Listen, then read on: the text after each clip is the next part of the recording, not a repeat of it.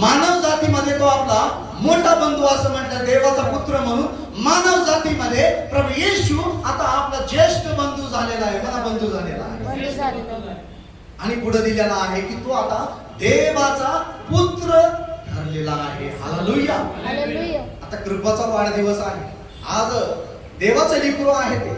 Hallelujah. आणि देव का आता उद्या जर मोठी झाली, उद्या सेवा करत असताना मोठे मोठे चिन्ह चमत्कार देव तिच्याद्वारे करणार आहे. हालेलुया.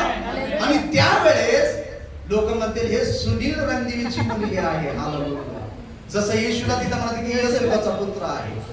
कोणाचा पुत्र आहे? योसेफाचा पुत्र आहे. ते चमत्कार बघून काय चमत्कार होते प्रभू येशूच्या सुरुवातीचे.